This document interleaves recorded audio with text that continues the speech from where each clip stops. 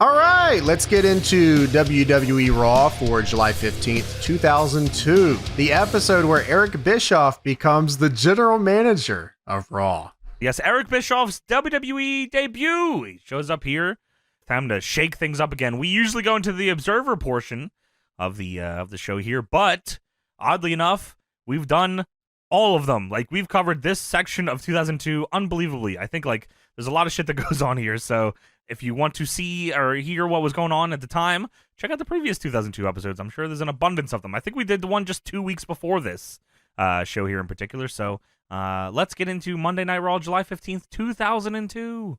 We start with a cold open here. Undertaker and Paul Heyman are in the locker room, and Heyman is still reeling after being hit by a van Terminator last week. Getting hit by a van. Whoa, I can't drive. So yeah, it's Undertaker and Heyman. They're talking together. The Undisputed title is in the shot because the Undertaker is the Undisputed champion. We are still in draft time, so who is on what show is still important here. And I think we're still in the era of Undisputed champion gets to go on whatever show. Seems like it. Yeah, I think that's true. So the main event is going to be Undertaker teaming very first time with Brock Lesnar against Ric Flair and RVD. This is crazy. Like dude, yeah, like that's a shut your mouth season mode match. Yeah, for real. They're just teaming you up with whatever the rivalry's going into the pay-per-view. Yeah, I mean, like, I was very intrigued, I gotta say. So RVD right now, by the way, is getting the biggest pops out of anyone on the show. Dude, he's so fucking over. Yeah, he's like unbelievably over, which means like he shouldn't win the belt for another like 5 to 6 years. That means we're on the road to Elimination Chamber. Oh my, that's right. That is this year. Mm-hmm. Wow, we're RVD. Whoa, I don't know how to drive. So the NWO music hits at the top of the show, but instead of the NWO, it's Vince McMahon. Vince walking out to the NWO theme is cursed, by the way. It is, yeah. I didn't understand what was going on at first. Also, what's messed up is what happens here. Again, I know it's WWE NWO, but I still have somewhere in my heart that feels like this should be like respected a little more, even if WCW's NWO didn't really respect the NWO at the end. Hello, everybody. The NWO sucks. What a bad fucking idea. Let's go over all the eras that are better than the NWO era. I mean, that's what he does. Like, Vince gets on the mic and says, well, I bet you're wondering why did Vince McMahon come out here to NWO music? Well, yes. So he says the reason he walked out here to NWO music is because he thought people might want to hear it one more time. One last time. And Vince says, and you just did that. You heard the NWO music for the very last time because there is no more NWO. The NWO is now history. The NWO era is now history. And then, as you said, he goes on to list a bunch of other eras that he liked more. The NWO, I thought maybe he was setting them up to come out, like Big Show and everybody would come out. Yeah, or like something. I know Kevin Nash was just injured last week. He tore his quad last week. So that's why they're pivoting here. Right. Is because Kevin Nash tore his quad last week, which leaves the Big Show, Booker T, and Goldust. Oh, they just kicked Booker T out as well. Booker T got kicked out of the group by Shawn. So, like, that also just happened. I like to imagine that all the eras he listed, they were going to bring all these guys in and make them join the NWO. But sadly, they had to pivot and say the NWO died instead. So he says the NWO era is now history. No different than the many other eras preceding that here in the WWE that had to come to an end. Which, again, this is not true. This NWO thing was not an era. God damn it. I remember it. No, you don't. The Buddy Rogers era. And the Bruno Sammartino era. And the Pedro Morales era. And the Superstar Billy Graham era.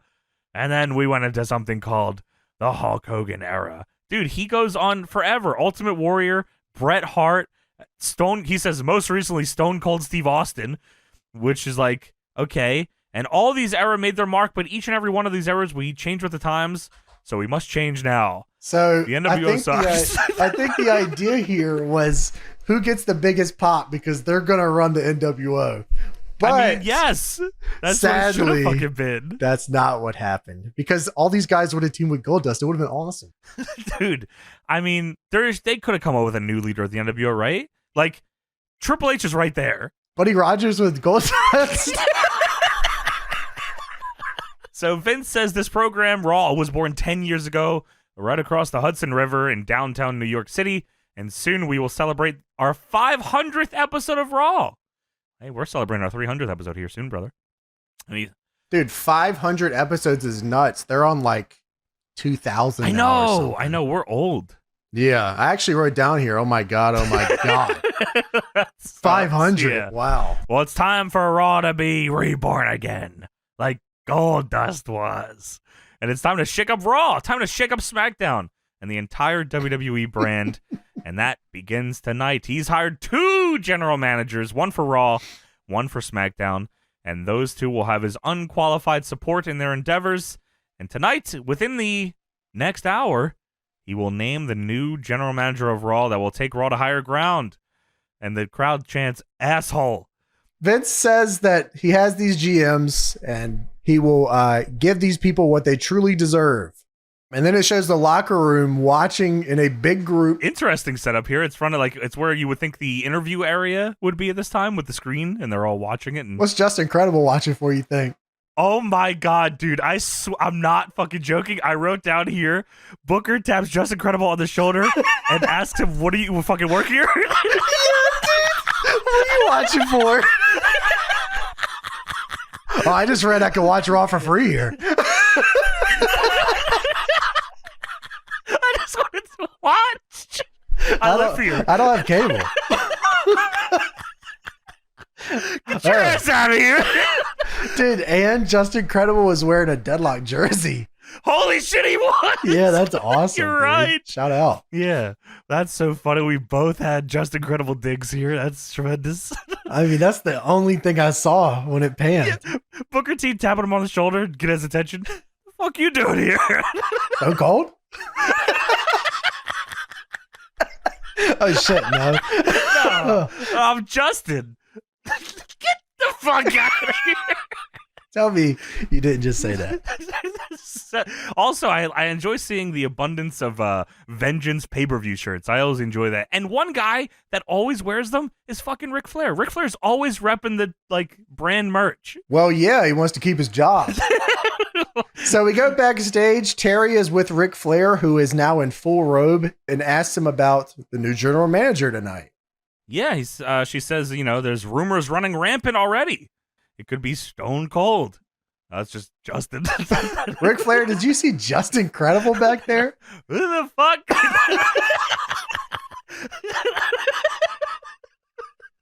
Just walks away. She says, as a former co-owner of this company, do you care to speculate? Do you dare? Who the fuck you think it is? Do you care to speculate on who it may be? And Flair says, Bobby Lashley. Who is it? Flair hears that somehow from JR in commentary. What the fuck? He stops and looks up. Owen Hart, Arn Anderson, Eddie Guerrero. Oh, just how come nobody's saying Pedro Morales? I just set that up. So now it's time for the Jeff Hardy, Bubba Ray, and Spike Dudley versus William Regal, Eddie Guerrero, and Chris Benoit 6-man elimination opening match tag.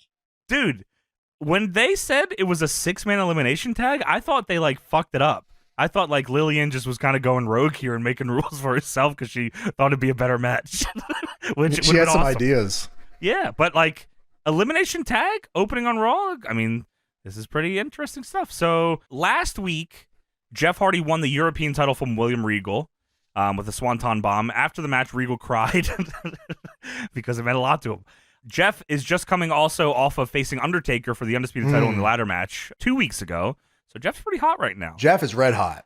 Yeah, he's he's awesome. He's super over, and he's doing a lot of great work here. Then they show us a motion graphic, you could say, of a match just announced earlier today. And JR says, well, this was announced earlier today. It was announced that Spike and Bubba, you can see it on the screen. It's Spike and Bubba and Eddie and Benoit, and there's a table behind them. And JR says, earlier today it was announced that Spike and Bubba will face Eddie and Benoit in a ladder match. Jerry says, huh? No, it's a tables match, isn't it? Or a tables match. Hey, fuck your mom. Come here. I gotta say though, Bubba and Spike versus Guerrero and Benoit in a pay-per-view non-title tag team table match is kind of insane. And it made me realize, because this is right as the draft is happening, that you can tell that everyone in this match, except for Jeff Hardy, is absolutely spinning their wheels right now. Dude, they have no... I mean, like, how the fuck is Eddie and Benoit in this match? I mean, let's get real here. I know, especially because they go to SmackDown and... Top guys. Yeah, almost instantly. Yeah. It starts with Spike Dudley. He puts in the work here on Eddie Guerrero to get things started. Spike has a little bit of quick pace offense here. Headbutt cheese. Tries to sunset flip Eddie. But Eddie rolls back through and eliminates him. Get the fuck out of here. Dude, sunset flip Eddie rolls through inside cradle and Spike's eliminated. See ya, buddy. Oh, I was like, wow, okay. I thought that was going to be the pace of the rest of the match. Like, I thought we were going to fire off like waterfall. Okay, so did I. I definitely thought that. But it actually set up pretty well, so the heels have the numbers game on the baby faces right now. Here, Bubba comes in, hits the Bubba bomb on Eddie. You mentioned that. That's where I thought, oh, wow, so Eddie's going to get eliminated right here. Yes! Which I thought too, and I was like, no way! Like, because they G'd up the Bubba bomb crazy. Oh, fuck, no, Bubba bomb. And the crowd popped for it. I said, oh, Eddie's gone. Maybe the crowd thought he was too, just because they also expected it to go quick. But Regal breaks it up, so the match rolls on. Regal drags Eddie to the corner. Benoit tags himself in. Bubba spear tackles Benoit, and it sounds like the ring exploded. Yeah, it looked awesome. They called there's multiple spears on the show that they call a running shoulder tackle. So I don't know if there was like word to not call spears that from guys that don't do spears or what it was, but running shoulder tackle. Oh my God. So Benoit takes over with a suplex and tags in Regal. Bubba hits the hook, line, and sinker on Regal. Hits a belly to back on Benoit. And then fucking, I swear to God, tosses Eddie into space all the way over the ropes to the floor. It's a hip toss, right? Like, but it all goes the way over. Yeah, like I was stunned at how much air he fucking got there. And then I thought it was cool that Bubba and Jeff then do the poetry in motion together. I always love when guys that don't team like that do each other's moves, especially a team that's this historied. Yeah, they were mentioning that like on comments, like I don't know if they've ever teamed up together. Yeah, that's really cool. I think the word I was looking for is storied, but historied works too. I mean, that's yours sounds better. I like yours. Eddie takes Hardy to the corner and just starts unloading on him. I mean, he is pissed. Beats the shit out of him. Like Benoit also Germaned Bubba almost on his head, so that was fun. Dude, Eddie's kicks in the corner, there's such a intensity. Eddie and Benoit, both of them, they just have like this super intense lock-in that they do. And like, it really looks like Eddie's giving it to him bad. Yeah, like, when you're doing heat like this, it has to be intense or I'm not fucking buying it at all. No, I'm zoning out, especially nowadays. I got ADHD. Like, if you're not kicking the dude's ass, I'm fucking whatever. And Eddie flips a switch. Like, when he gets angry in the ring or like he flips to like he's getting in control for his control seg, dude, he is just intense. Yeah, it's awesome. It helps that he like puts his whole body into it too, because when he's stomping Jeff out, like his veins are popping out of his fucking head. Like he's into it. So Regal tags in and hits the jumping double knees. Such a Regal move. That's like a shut your mouth staple. The grapple double it's annoying as fuck. I don't know why. There's some animations that move. that I hate being hit by, and that's one of them.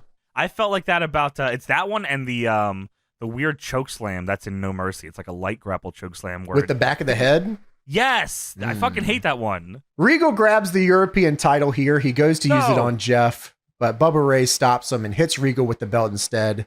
Sadly, Earl Hebner sees it and says, "Get the fuck out of here, you fat son of a bitch. You're DQ'd." So donuts. Yeah, Earl was distracted until he wasn't, and then he blatantly saw him hit it with the title, which I thought was funny. And then he DQs him and throws him out. My favorite part about this is in the beginning of the match, Regal is trying to wrestle. In the last part of the match, Regal is only trying to cheat. Only. He's done wrestling, just cheating. He found out that the boys are going to beat him here soon, and the only recourse is by hitting you with the European Championship. So Bubba's been DQ'd. Bubba goes to knock down Eddie and Benoit on his way out of the match. and Jeff hits a swanton bomb on Regal and pins him.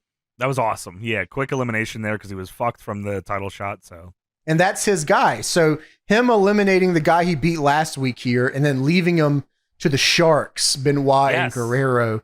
So Jeff does the split leg pin on Eddie almost immediately here after some heat and steals a pin. He eliminates Eddie Guerrero. Yes. Also in the crowd when this was going on, I saw two dudes in the crowd and one of them gave his boy a stunner, which I mean, that's like awesome. Yeah, that's like real shit. Did he give him the stunner and take his pants down? I've been roaming around, always looking down. Holy fuck. I'm going to retweet that just so people know what we're talking about.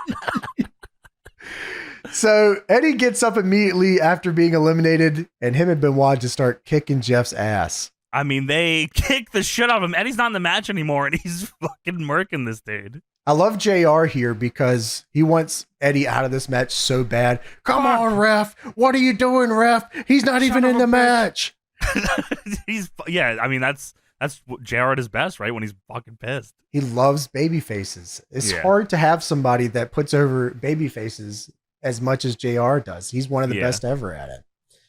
I don't know why or what move Jeff hits here. But he does something. Maybe it was a spinning heel kick. The one on Eddie where Eddie powders afterwards. It was like an Irish whip into something. So it's I legit wrote down Jeff ducks and takes out Eddie. I didn't know what it was either. I couldn't tell. It was either a flying line or a spinning heel kick. I don't know. Yeah, I didn't know either. Maybe somebody does. Or maybe somebody can slow it down and check it out. The angle was fucked up. That's what it was. They were zoomed in and then he took him out. So it's down to Benoit and Jeff Hardy here. And Jeff hits Whisper in the Wind. And when he does, a dude in the front row starts flexing crazy. Yeah. Well, that's Jeff doing the Whisper in the Wind gives him full meter, so he's fired up. Yes, it's dope. Eddie comes back into the match, but Earl stops him by going to confront him and tells him to fuck off on the ramp. Not only just goes out to confront him, he's shoving Eddie Guerrero physically. He's pushing him and saying, get the fuck out of here. But as this is going on, Regal is now back here to cheat, and he hits Jeff Hardy with brass knucks. So Benoit then locks in the crossface after Jeff Hardy has been hit by the brass knuckles, and Jeff passes out. So Eddie comes back down, and I said, damn, cheating again, I see. Eddie comes back down, and he grabs a table, and Benoit and Eddie go to set it up because they have a tables non-title tag team match with Bubba and Spike. We should put out a ladder. So Benoit and Eddie set it up. Bubba and Spike then come back down here to make the save. Good. Dude, who are the tag champions? Edge and Hulk Hogan. No fucking way. Is that right? Well, they're SmackDown guys. Okay, so that makes sense. Edge and Hulk Hogan beat Billy and Chuck on July 2nd, and they lose them next week. Or I'm sorry, this upcoming weekend at Vengeance against Christian and Lance Storm. Wow. So that's where we're at with the titles, and we only have the one right now. I think Benoit and Angle win the SmackDown titles. That's right. When they split them. Who wins the Raw ones, though? So Christian and Lance Storm go to Raw. So they're the first champions. So they're the Raw tag champions, and then SmackDown gets tag titles in October. Yeah, because they do the little tournament. Yes, right. Right. Coach is back here in front of Mr. McMahon's office speculating who could be the new general manager. So Coach says there's been rumors as to who the new GM might be. Names like Mick Foley, who lives close to this building. Also, Vince McMahon has a brother who lives in Texas named Rod McMahon. He's been mentioned. Rod. What? Dude's name is Rod. Dick McMahon. Johnson. And then Paul Heyman walks up. Coach says, whoa, hey, what are you doing? And Heyman says, well, Vince wants to see me.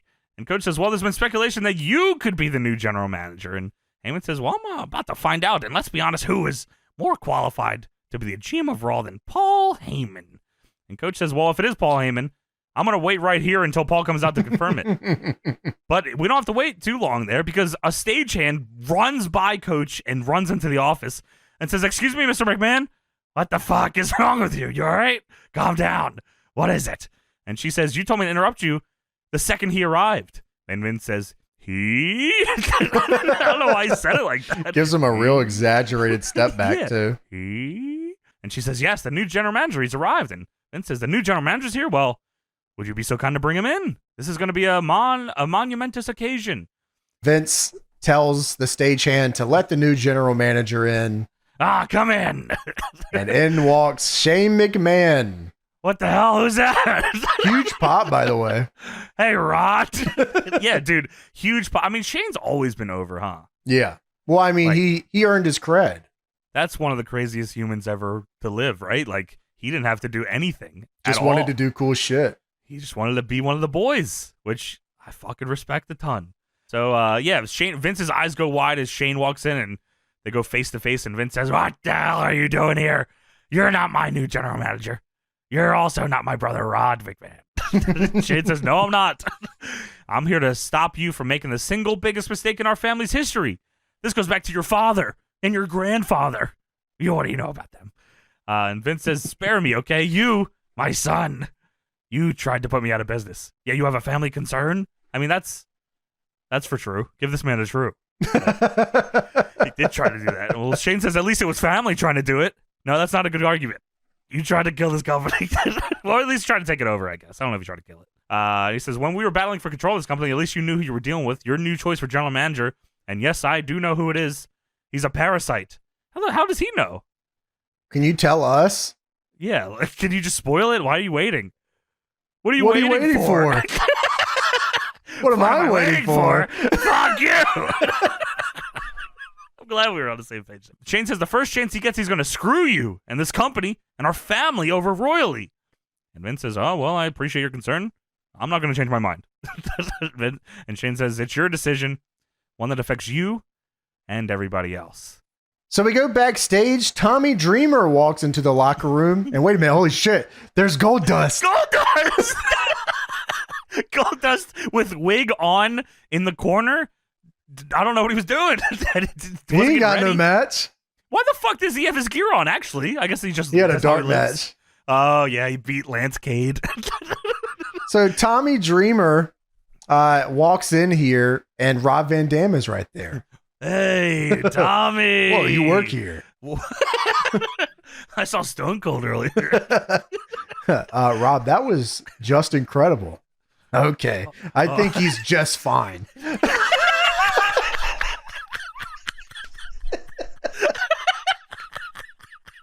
So Tommy says, what do you think of this GM stuff? And RVD says, "I know, huge news, right? I don't know who it is, but I'm glad it's not Paul Heyman. He made my career." Remember when Paulie made me walk out of the pay-per-view and ask why I didn't have a match? Remember when he fired Sabu? I love Sabu. Cool. Whoa. And he made some guy champion. Yeah, that was just incredible. No. No, I don't think he was that good. That kid. Rob, his name is just incredible. Whose name? Sabu is a cool name. So Tommy says, "Yeah, me too. Speaking of Heyman, how did it feel when you hit him with that Van Terminator last week?" Whoa, that is my move. What if I hit him with a Van Assassinator? So Dreamer hangs his bag up, and Steven Richards walks in. Steven Richards. And Steven Richards says, "Well, isn't it the guardian of all things ECW, Tommy Dreamer?" And Tommy says, "What do you want, Stevie?" Stevie says he wants to congratulate him for standing up to Paul Heyman and Lesnar and defending all the ECW guys, but deep down inside, he knows it was a load of crap. He did it for himself, and since there's a new GM tonight, why don't we make our match a little more noticeable? You seemed to be real handy with a Singapore Cane last week, so why don't we make our match a Singapore Cane match? They could just do that. Well, I think they made the match only because they wanted Steven Richards to say this one-liner. Oh, okay, of course. He says, "You whip out your stick, and I whip out mine," which is funny in its own until... Sounds like an offer. Too good to be true. And dude, okay, I don't know if they wanted it to go this way, but he walks away and Dreamer and Stevie genuinely laugh. Like, that's a real laugh that they do. It absolutely is a real laugh, but they save it and it's even funnier that way. They do. So they fucking bust out laughing, and Stevie looks at Dreamer and says, well, and Dreamer says, you got it, bro. Stevie then throws a cane, because he's holding 2 canes. He throws one to Dreamer, who catches in the air, and then Stevie winds back with another cane and fucking hits Dreamer in the stomach with it and lays him out, and he takes Dreamer's cane away and says, I'll show you. Oh, yeah, that's his thing. If you didn't know I'll show you is his thing, you will be thoroughly introduced it in this match. So Stevie Richards and Tommy Dreamer, a match that overachieved in droves. God. Yeah, here. Good Lord. Like, they went for it here. I mean, the promo backstage before this had them corpsing after Goldust said that he would like them to whip out their sticks. So in return, Stevie Richards and Tommy Dreamer walk out. And Tommy bleeds crazy. Dude. I don't know if he meant to bleed this much, but it was unbelievable how good this match was. It was this is one of, I mean, this has got to be one of the better 5-minute matches that I've seen in a while.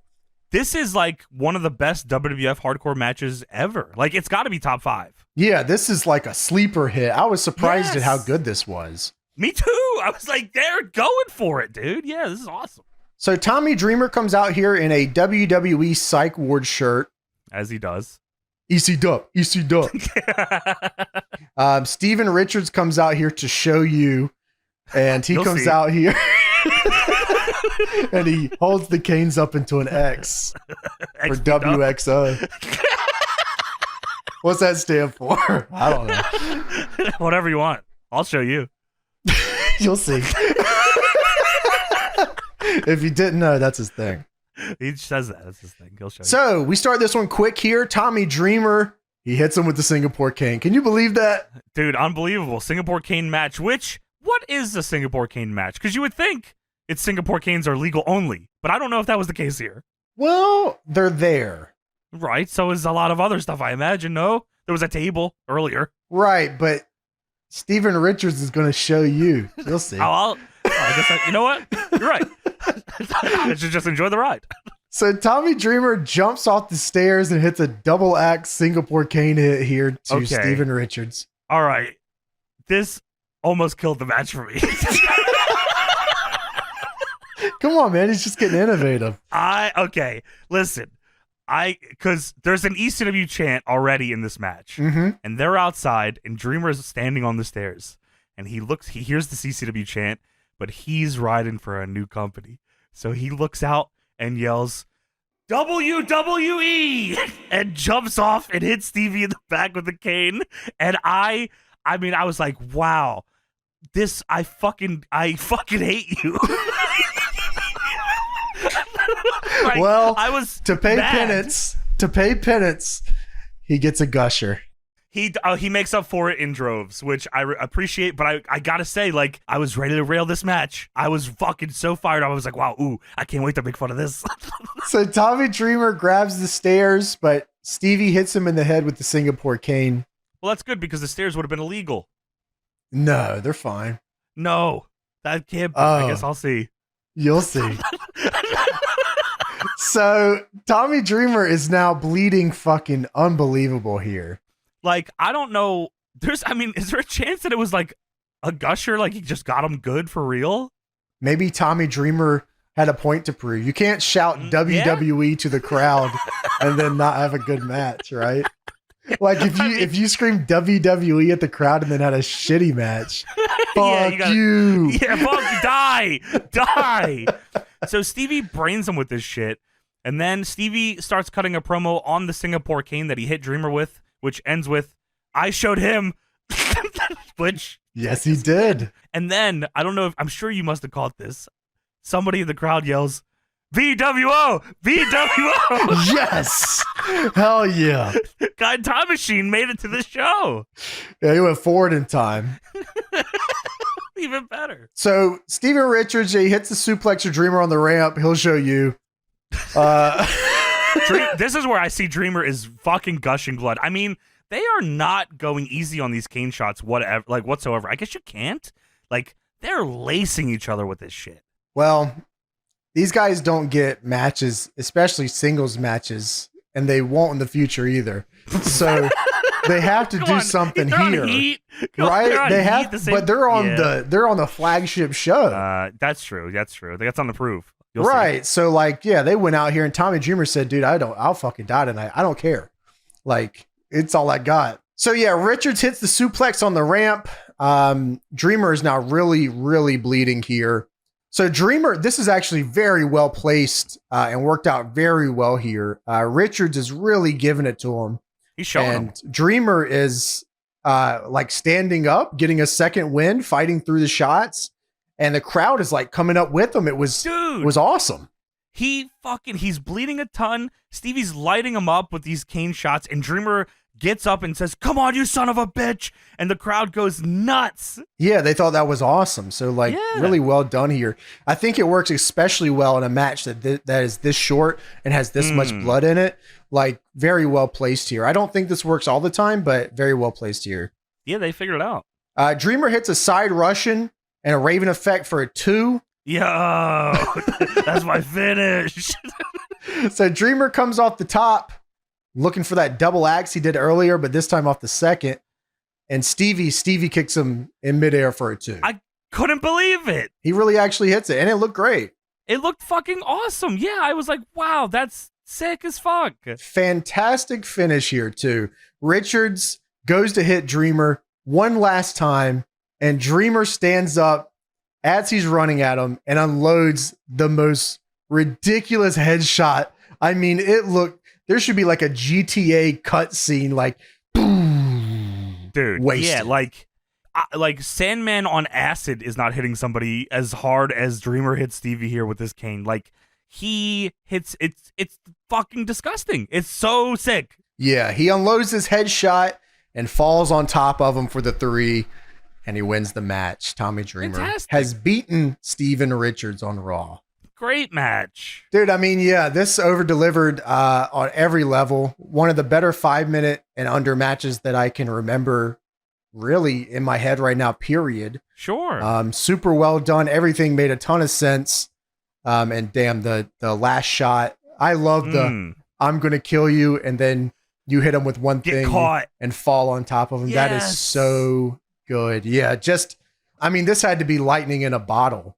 You could run this match 100 times in a row, and like, I don't think it would ever be as good as this one right here. Yeah, dude. So we go backstage. Booker T is looking at his hand as Coach walks up and says, "What about the Big Show?" Dude, that's seriously what happens. It's not like Coach was waiting to interview him. Booker T's back there looking at his hand, like going, "Oh." Like, that's his idle stance. He's G'ing up for, like, that's like where he gets his power from, his hand, and he's staring at it. And Coach just happens to walk up and say, "Hey, Booker." Booker, that is taken off from his hand and says, "What?" That's the power of the 5. Coach says, keeping in mind with, everybody's talking about the new GM, you have to focus on your match with the Big Show. The NWO is dead, and Booker says, "Coach, when Shawn Michaels came back, he put one right here, dog. Right on my grill." The NWO just stood there and celebrated. Booyah! 1 month later, NWO dead and buried. Hoffa style, baby. You know what I feel? I feel like celebrating. You feel like celebrating with me, dog? And Coach says, "Normally I wouldn't." And Booker, I guess answering for Coach instead, says, "You damn skippy hippie." You know what? Why don't you give me one of them Coach-a-roonies? And Coach says, "Well, Booker, I don't think this is time." And Booker snatches the mic from him and says, "Oh, it's like that, huh, dog? The Rock is the only one who can mess with announcers around here. Newsflash! Rock's on another program, so make with the spinning, Jack." I'm glad he brought that up. I know. That's fucking real shit. Like, everyone else is cool with The Rock busting their balls. I mean, I love Booker T. This shit's awesome. Yeah, no, that's cool. So Coach sets up for the Coach-a-rooney, and he's fucking G'ing up for it, shaking his hand in his face. His head's bobbling around, and he does the Coach-a-rooney, which looks like shit. The crowd boos. Dude, they hate this fucking thing. And Booker looks at him in disbelief, and he calls him over. And Jerry Lawler on commentary says, "Is Coach Caucasian?" Booker says, "What the hell was that? You show your black dog." And Lawler says, "That's what I'm wondering." And Booker says, "The fact of the matter is, this Big Show, I'm about to come out there and pull an Allen Iverson on your podcast." Now, can you dig that, sucker? Ooh. He fucking confused Booker face, legendary gif. Like, dude, yes. So someone walks up on the interview here after Booker ends it with Coach, and Booker gives this look off camera, and the camera's zooming in and shit with them. And it is the gif you've all seen. If you look up Booker T on Discord GIFs, it's probably one of the top 2 that you'll see. Dude, it's legit number 2. And it's the famous GIF, and I couldn't believe it. I couldn't believe how many things were in this episode that I was like, oh, I know where this is. I've seen this before. Yes. Yeah, no, that's awesome. And yeah, it's Eric Bischoff who walks up.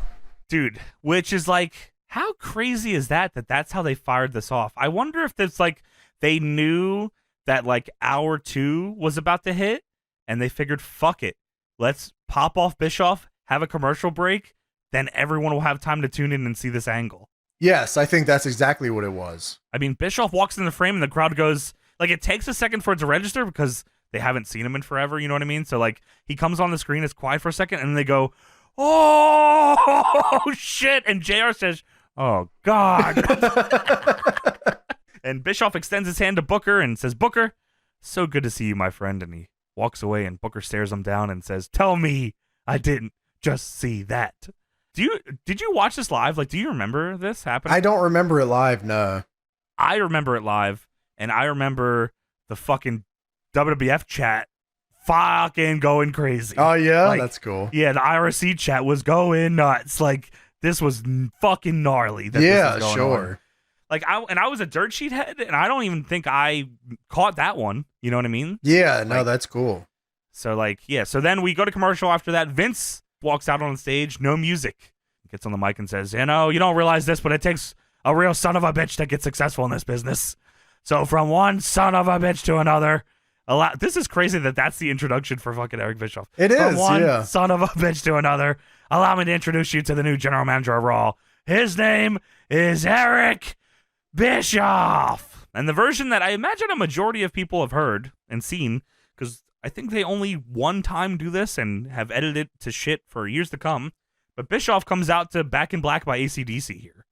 Yeah, that's cool. Which is, yeah, that's like nuts. I imagine they like must have got the bill after that and said, whoa.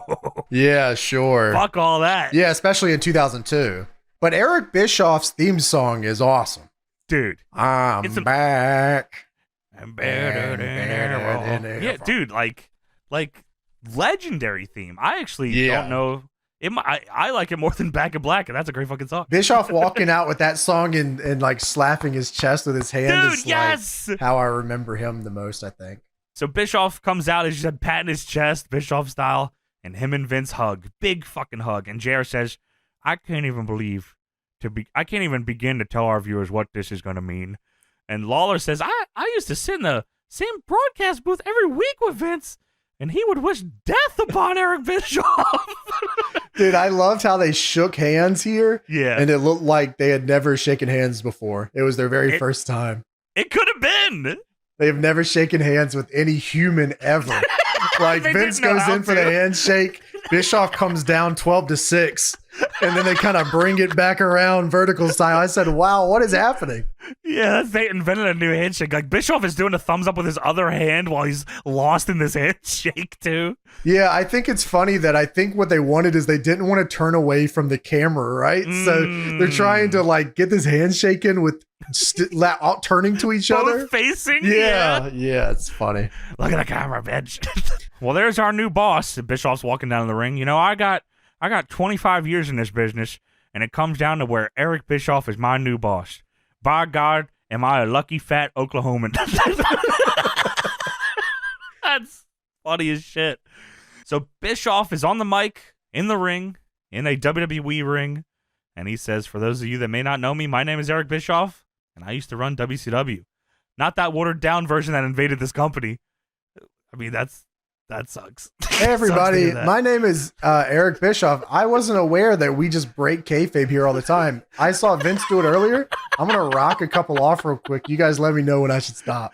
That's his whole thing is like, this is like a shoot promo. Yeah. Like, he said, when I ran WCW, I became famous, and I was the only person to ever be able to take it right to Vince McMahon. In fact, when Vince was out here a couple weeks ago talking about ruthless aggression, who do you think he was talking about? It was just incredible. When Vince needed star power, I was ruthless. I signed everybody he had: Hulk Hogan, Randy Savage, Kevin Nash, Scott Hall, Roddy Piper. I signed Bobby Heenan and Mean Gene just for the hell of it because I could. And Jared got my, hey, those are real people. Those are people's lives. People's lives. Bischoff says, I took this little family business, this McMahon monopoly. I gave it one big swift kick in the crotch. And the crowd is now chanting, shut the fuck up. Well, don't worry. He has like 5 more minutes of promo here. He says, there's one thing I really wanted to do when I ran WCW. One job I couldn't get done. One piece of talent I couldn't sign away. And I'm convinced that if I signed him, that right now, Nitro would be on the air. And Vince McMahon, my new best friend, would be working for me. It's not going to be the NWO that signs Triple H. Well, because I fucking killed him.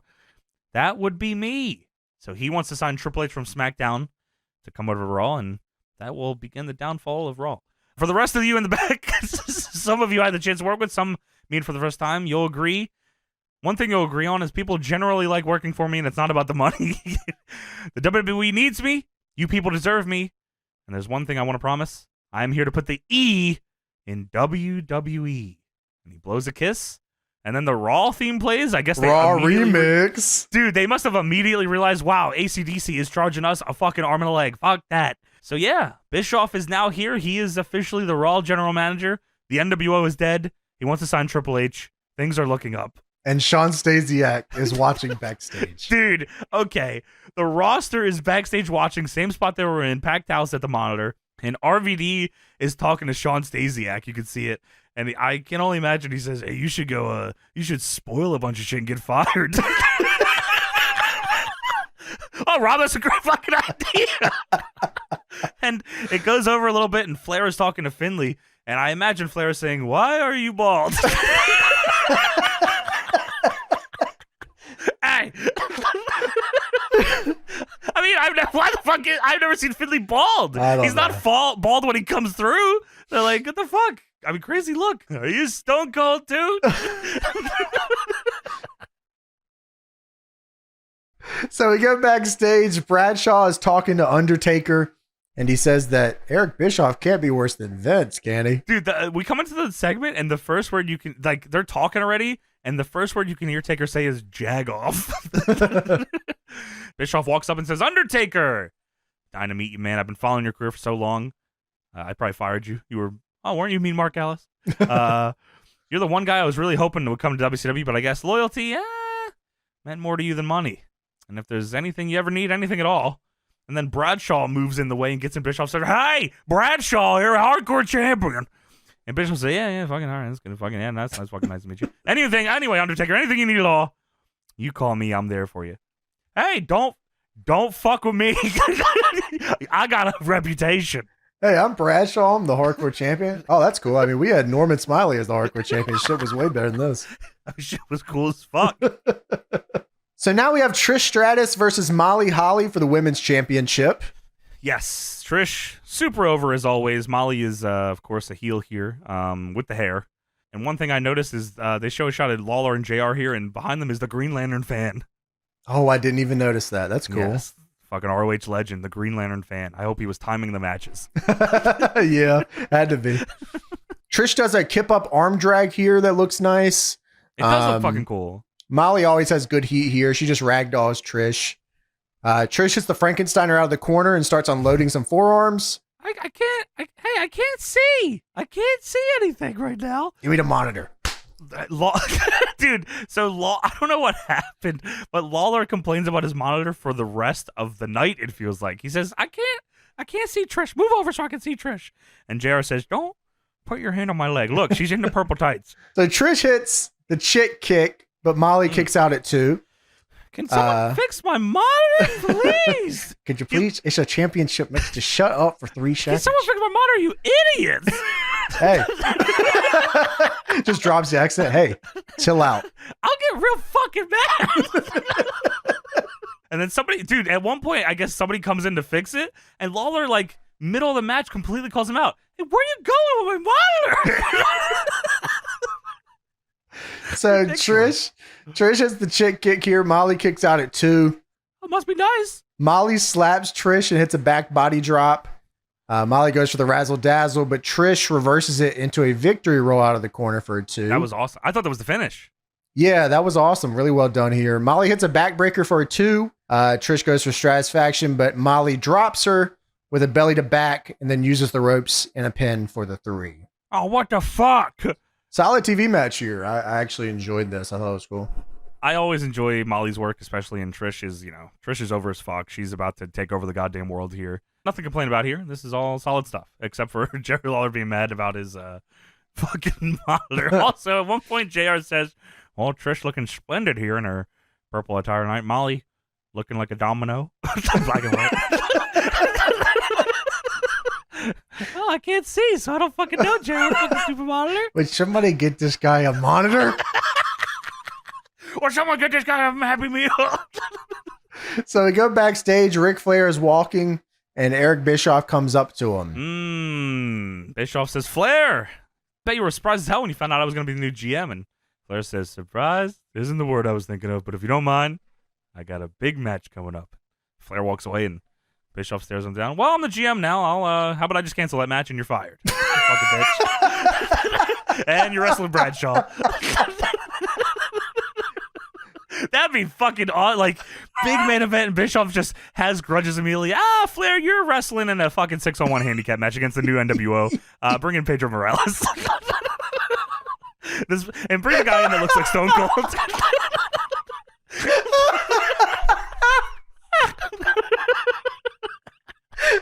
Pedro Morales NWO. Yeah, that's on Diggs. Back in black, Dan. Yes, I'm back in black. Pedro Morales NWO. Yes. Would have been hot. Oh, would have saved Raw, I think. Dude, I mean, shit would have been awesome. Hell yeah. So we have Booker T versus Big Show up next. This is a hot feud. The last match they had was a count out.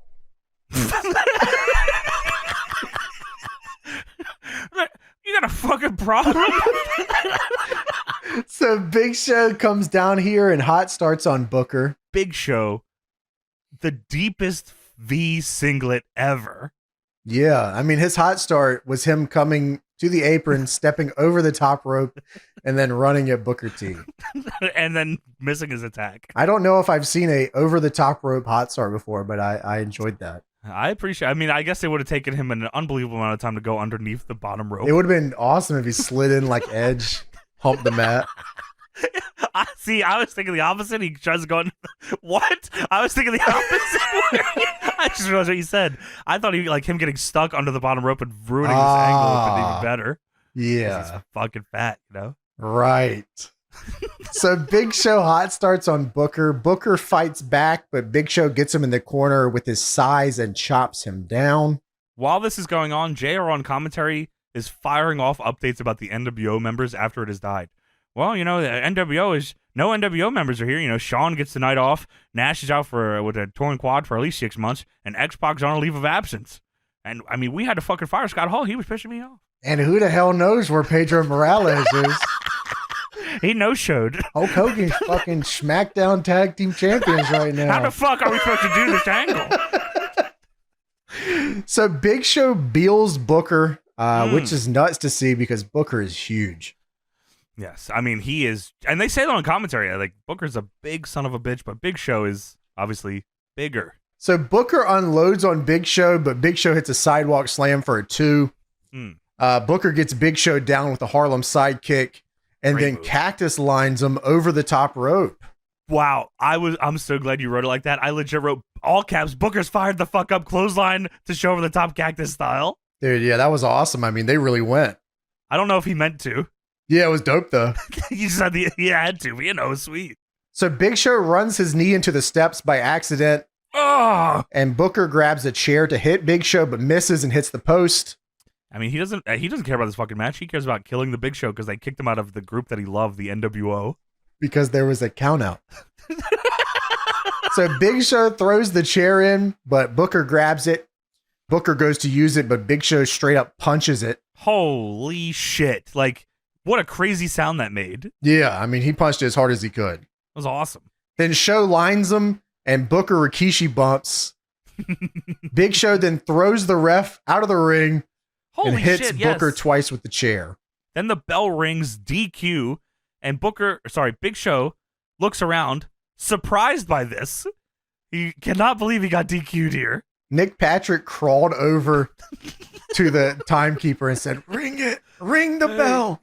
Come on, DQ. Any one of them. Match sucked." Big Show then choke slams Booker T through the announce table. Dude, they're on the outside, and Booker is he's trying to fight back, but Big Show goozles him. And Big Show has him goozled. He turns to the side, looks at the announce table, and he looks at JR and says, "Better move your barbecue sauce," and picks Booker up and choke slams him through the table. No, not on my monitor. I've had enough. I've absolutely had fucking enough. Dude, yeah, now no monitors and his barbecue sauce is fucking just everywhere, I guess. So we go backstage. Brock Lesnar is back here curling a truss. This is awesome. Awesome visual, but not as awesome as before I knew how light trusses were. I mean, that looks like the heaviest thing I've ever seen. I know. I mean, to be fair, it probably is kind of heavy, but yeah. I mean, that one is probably gnarly. You're right. That's true. So yeah, he's fucking curling this gigantic truss piece. And Heyman says, they say anything can happen in WWE. Eric Bischoff, you're going to be the Intercontinental Champion of Vengeance. You're going to be the Undisputed Champion at SummerSlam. I couldn't have manipulated us into a better negotiating position than this. And Brock says, "That's what I pay you for, Paul." And he turns to the side and just throws this gigantic truss piece like into the wild. And I can only imagine it hit 3 stagehands and they all fell over like bowling ball pins. So JR and Lawler are sitting here ringside with the table broke. It sucks. And they pay tribute to Jimmy Miranda, who has passed away here recently. Yeah, he was the head of arena merchandise sales. I don't know how old he was, but like I think he was 40. That's pretty fucking cool that they did this. Yeah. And like I thought this was very nice. Like they had an on-screen graphic and they talked about how cool he was and how everyone loved him, and it was a nice little touching thing there. I like that. Yeah, me too. So yeah, last week on Raw, the straw that broke the camel's back, some say it was Kevin Nash getting injured.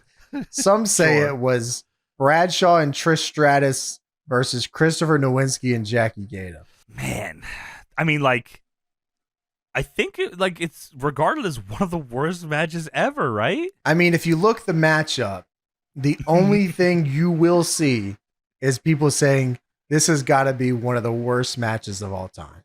I'm not going to believe it's one of the worst matches of all time until I see it with my eyes.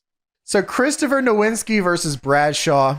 Billy Kidman and Tori Wilson are going to be at Ozfest 2002 in Boston. Dude, I saw that. What the fuck are they going to do there? Chill out, hang out, do the thing.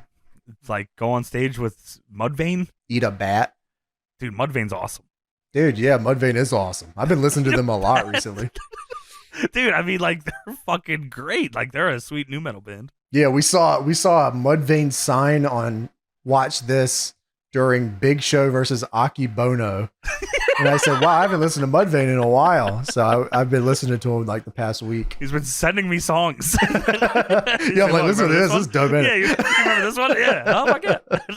So Bradshaw has the custom Texas hardcore title. I like that. Yeah, and he comes down here with the cowbell. Of course. Nowinski grabs a mic and says, yeah, I don't want to do a hardcore match. Hey, I don't like this situation. I don't want to be a wrestler. Yeah, can I like quit? Like, is it too late to quit? Can I do that? Yep, but I mean, he pretty much says, listen, I don't want a hardcore match. These people don't want a hardcore match. And they crowd, like, you know, he says, these people don't want to see a Harvard graduate get pummeled with trash cans and street signs. And they cheer. And Chris says, yeah, they're cheering. Yeah, Chris, we don't want to see that.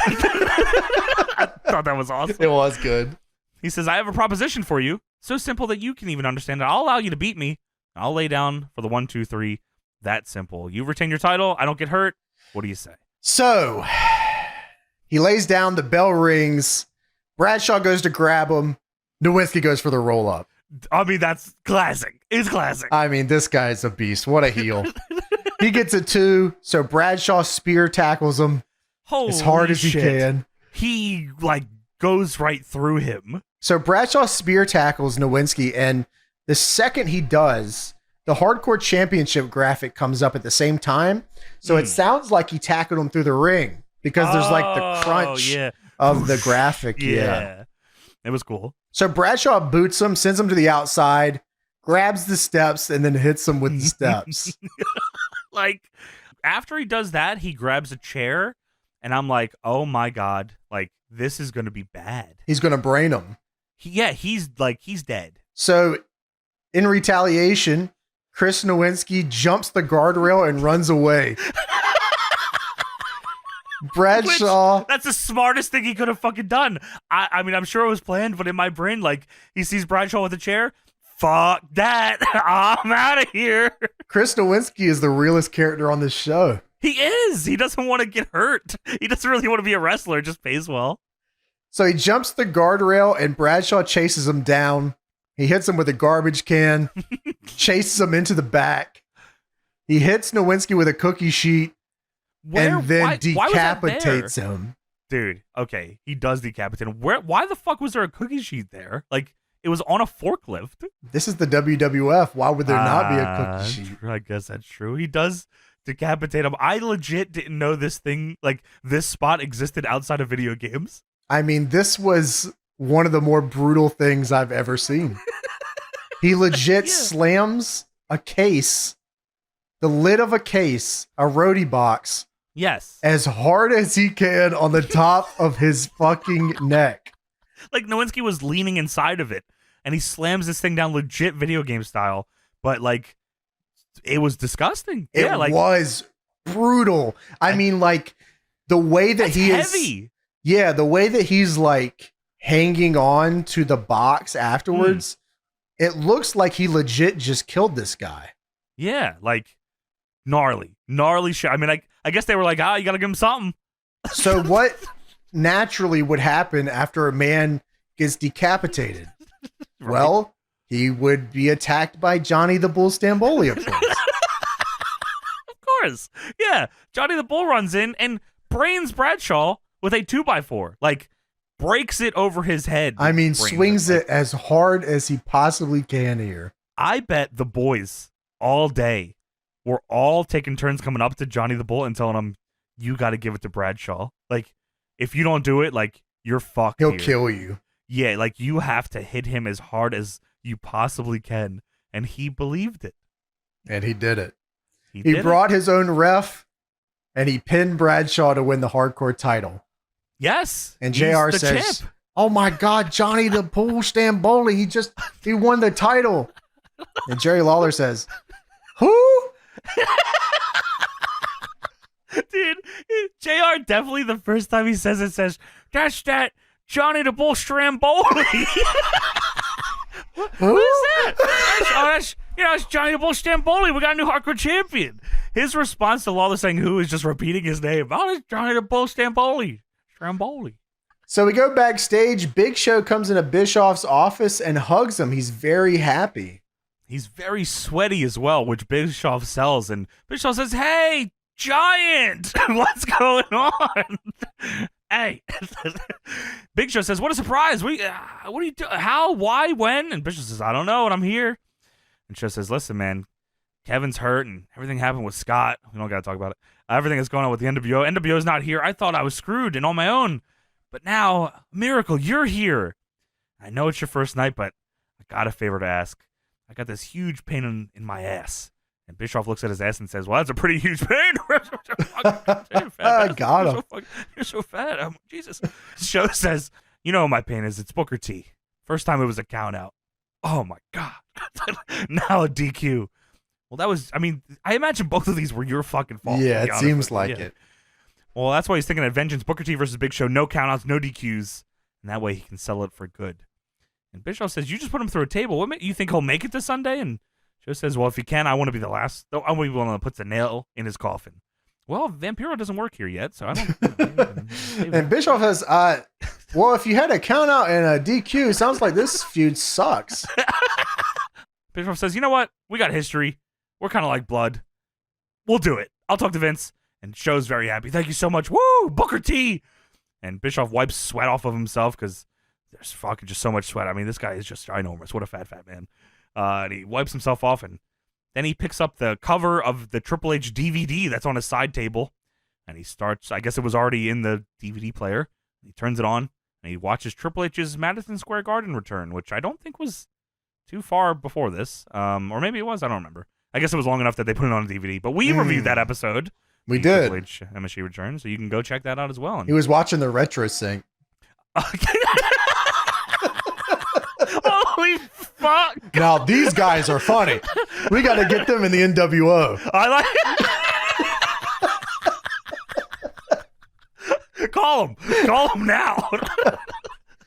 They won what? 3 years in a row? Company of the Year. Holy shit! Now these guys can book. That would be fucking awesome. That would be awesome. And that's, I guess, Deadlock in a Time Machine. Would have just chanted BWO at Stevie Richards and called it a fucking day.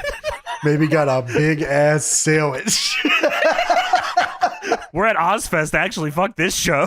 Yeah, we actually see the graphic for Ozfest and just go there instead. We're looking at each other with V-cut Subway sandwiches. Weren't we supposed to do something? Dude. Fuck it. Anyways, Mudvay's playing on the main stage. Deadlock and Time Machine going back and stopping watching wrestling. Fuck that. So we go backstage. Johnny the Bull Stramboli. Yes. Yes. You know, fucking motherfucker. That's motherfucking Johnny the Bull. He drops the voice. How cool is this guy? He's got the hat. Look at his chain. This is the new Triple H.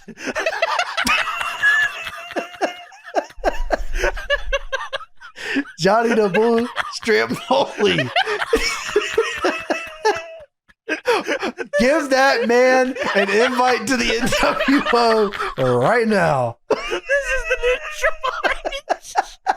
If Bishop would have said that in this promo, that would have been the best fucking thing ever. Wow.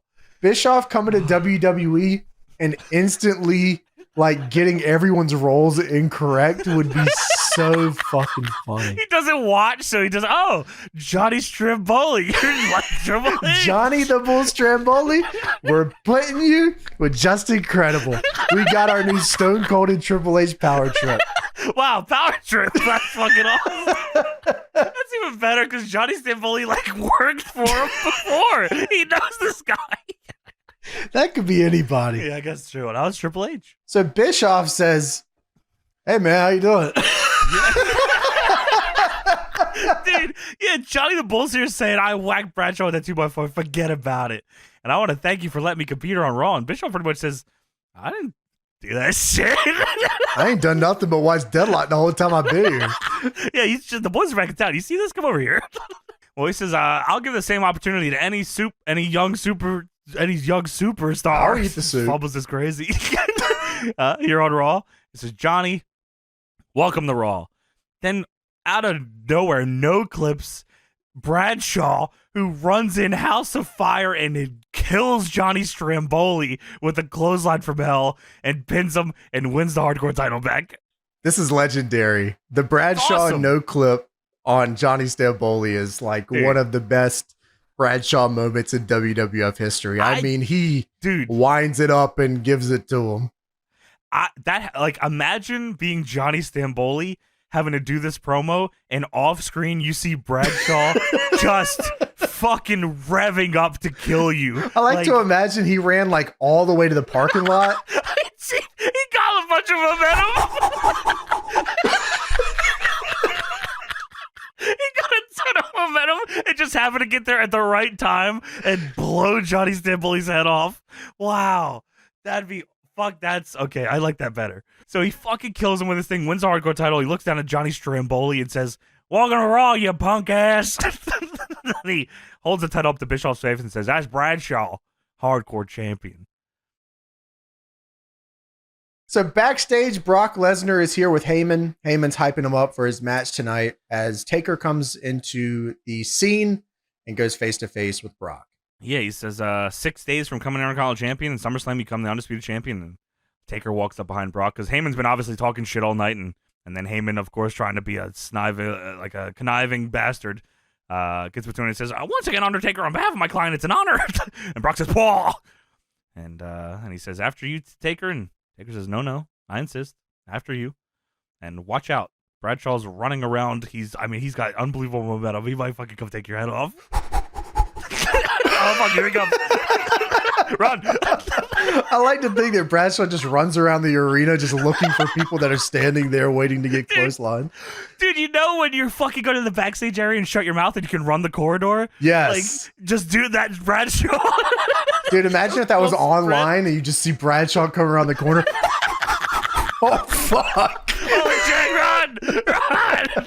So now it's time for the featured bout of the evening. Yes. Undertaker and Brock Lesnar versus Ric Flair and Rob Van Dam. Main event match here. Brock, as we mentioned, already won King of the Ring. He has a shot against RVD for the Intercontinental title at the pay-per-view. Last Monday on Raw, RVD was chasing Shawn Michaels up the ramp because Shawn Michaels is, I guess, fucking with him. NWO is probably fucking with him. That's dead now. But he was set up because Brock Lesnar comes out and clotheslines RVD on the stage and F5s him on the stage. That was last week. Also, by the way, James, WWE Vengeance brought to you by Subway. Get those V-cut sandwiches. We've watched an unbelievable amount of Raws and SmackDowns and shows in general where there's a tag main event with top guys, and it's always like all right, we can plus 10 this because there's usually nothing going on. This match is like great. This is a great match. It is actually really good. I enjoyed it myself. Like, the work they do here is all super solid. The story they tell here is great. Flair is the get heat on guy for RVD's hot tag, and Flair is taking everything. Yeah, Flair looks great. All his hopes are fantastic. The crowd's buying all of them. This is awesome. Sticks to his character. Everyone sticks to their character. Ric Flair waits on the ramp for the moreover Rob Van Dam. Crazy. That's nuts, man. What a moment in time. I know. Like, again, you had him. You had him right there. Right there.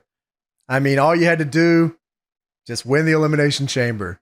Just maybe keep Hunter on SmackDown. Yeah. But I don't know. Maybe SmackDown couldn't have been the SmackDown Paul Heyman said, get him off SmackDown now.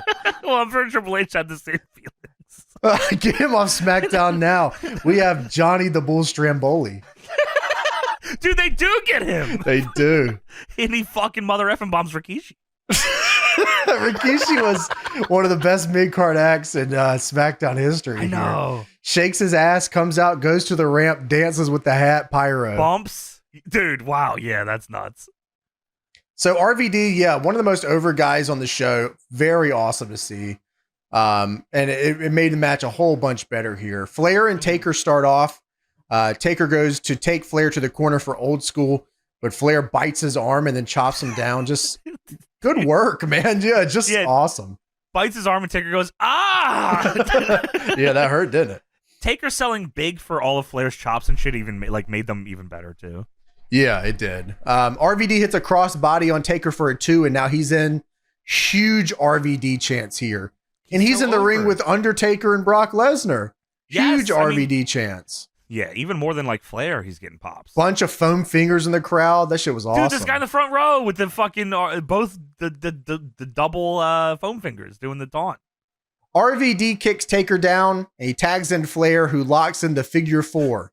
Woo! I couldn't believe that was done so early, but I guess with the way the match was structured, they decided to go ahead and get that out here. But yeah, because Flair doesn't really get much back until like the back end when he's firing off shit. But I thought that was awesome, especially because they do the gimmick where Taker goes down, his shoulders down, they count 2, and he does the Undertaker sit-up. And then sit-up goozle. Flair. Yes, dude, that was awesome. That feels like end of the match stretch spot. Yes. But super cool to see regardless. Flair low blows Taker as the ref is looking up at Taker because Undertaker is so tall that the ref has to look up, and then fucking low blows him and punches him down. That shit was so funny. He's piecing him up. Taker's on his knees and Flair's piecing him up. So Flair hits the rope. and Taker goozles him and chokeslams him for a 2 that RVD has to break up.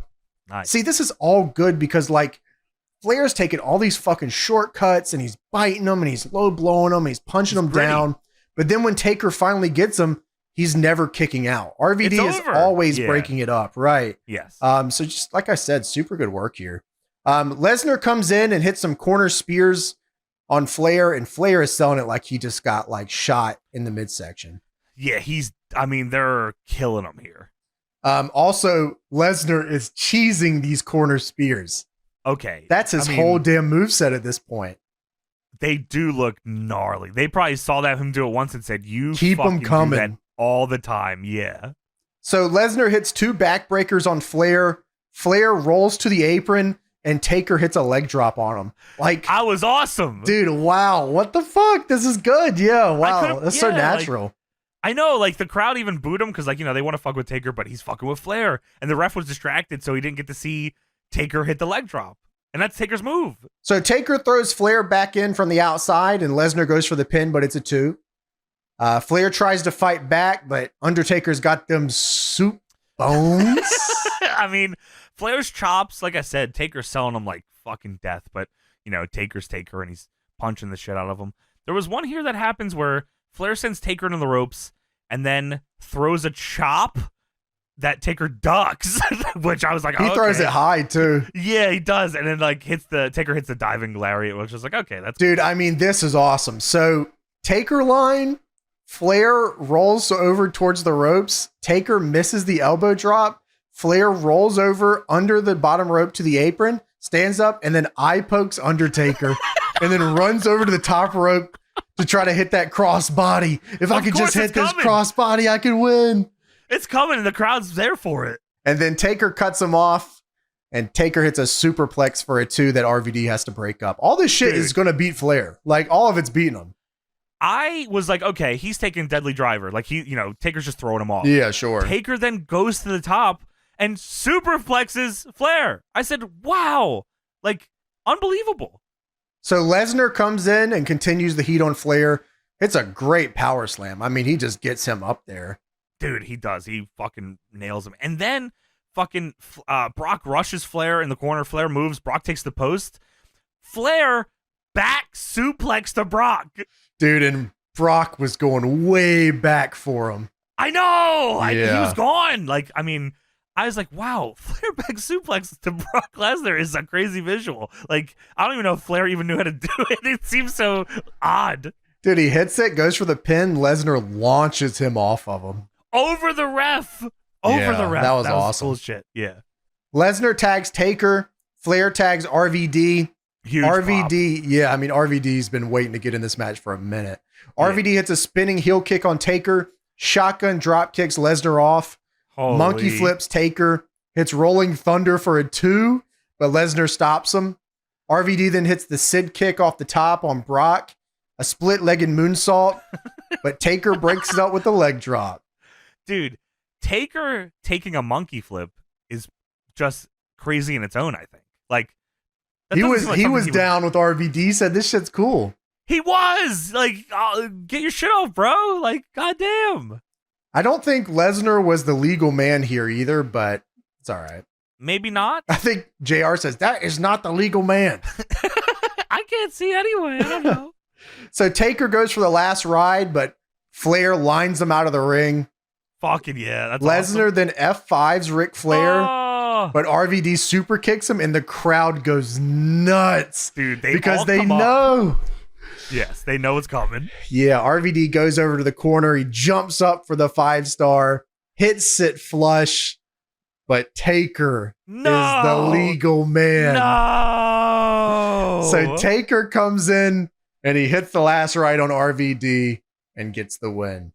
I mean, tremendous work here. Fantastic. Fantastic. What a great TV main event. Like, this hits all cylinders. Everyone gets over. All their shit in. Brock looks like a monster. RVD is the fucking guy. Taker still, I mean, he's the champ, so he's getting his shit in. And Flair took so much heat. He's like, the old vet, and he's getting beat down, and everyone wants to see him persevere, but also tag out to RVD, who's cool as shit. Yeah, I mean, just great stuff here. I enjoyed it. Very simple, but very good.